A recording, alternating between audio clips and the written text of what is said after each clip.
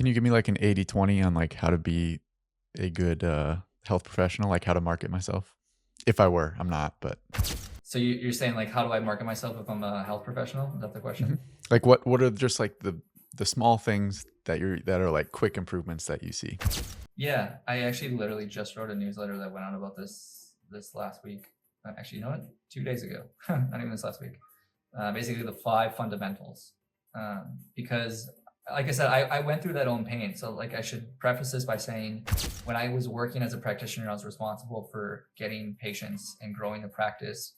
I didn't have a clue what I was doing, dude. No idea. In the 7 years of school, I had one business slash marketing class that was in graduate school, and it was basically read the book Who Moved My Cheese. I don't know if you're familiar with this book. It's just like a classic business book of basically like you have to always be evolving and innovating in business was essentially the lesson of the book.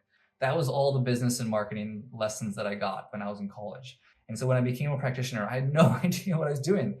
And I'll tell you the mistake that I made. I'll tell you now what I realized I should have done and the lessons I would give to somebody else. But what I was doing was everything, which is a huge mistake.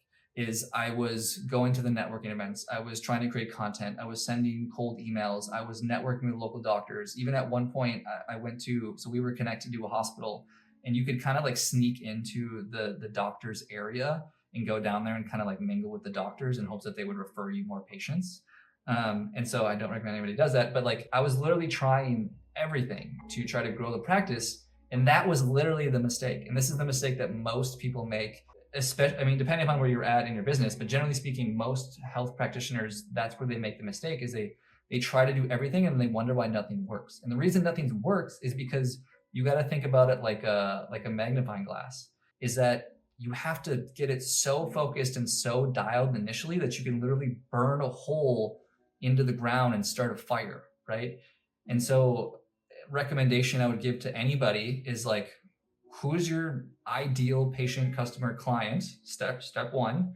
Number two is like, where are they? Where do they hang out? Is it, and this is both in person, online. Are they on Facebook? Are they on TikTok? Are they on LinkedIn? Are they in Reddit? Are they in local communities that you're involved with? Like, where are they? Where do they hang out? And then spend all of your time and energy in those areas, talking to them, engaging with them. If it's online, posting, responding. If it's in person, going to the events, supporting them, sponsoring them, whatever it is, and then focus as much as your energy in those things as possible and don't get distracted. This is the most important part is like, you'll maybe do it once, you'll maybe do it twice, and then you'll get distracted and you'll be like, ooh, what's this new shiny new thing that I should be doing? No, you shouldn't do the shiny new thing. You should do that again and again and again and again. And that's what it takes initially anyways. Like to answer your question fully is like, it depends on where you're at in your business, but more often than not, that's the advice that I'll give to somebody. When's like the pivot point? So like I'm targeting a Facebook group and I'm like posting in there every day and I'm answering all the questions. And then at a certain point, when can I like pivot if that just isn't working? And it's like, okay, maybe I need to be running paid ads or I need to do an email campaign. When do you like Yeah, great recognize that question. something isn't working?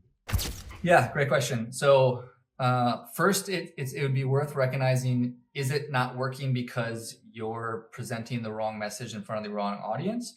Or is it not working because you're vastly underestimating the amount of actual time and volume it really takes to succeed at something? And I would argue that it's more often not, it's the second one.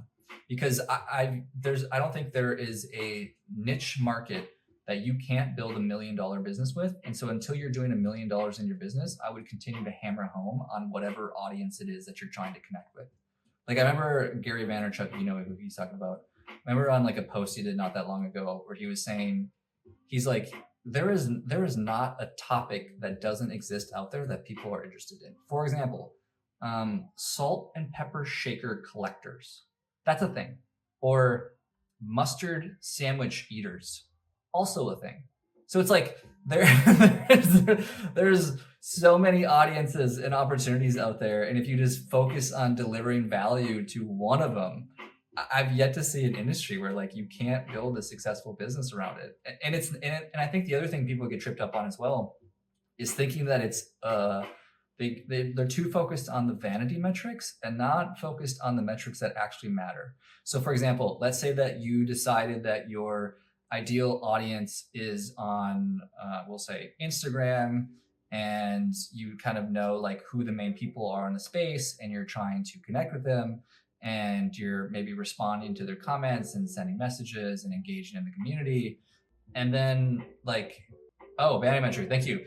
And you think that like because you don't have 10,000 followers on the platform or 100,000 followers on the platform, that you aren't going to be successful in it.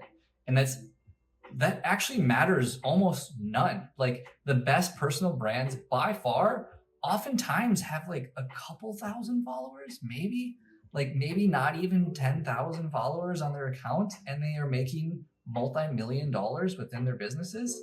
And so it's like people focus on the numbers that you can see without actually focusing on the numbers that like, well, how much money are you making?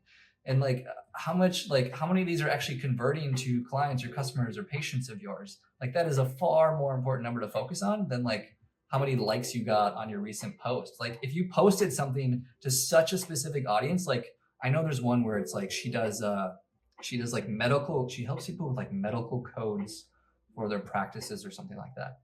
And she has like maybe a couple thousand followers. And so when she posts, she gets like a couple likes, and she's doing millions in her business. And it's because she's so specific. Of course, like a post about medical codes, who cares? Well, to the few hundred or maybe 1,000 people that follow her, a lot. And so it's like people focus on the vanity metrics of like how many followers you have, when in reality it's like it doesn't matter. Like what matters is the profit or the revenue or business opportunity. So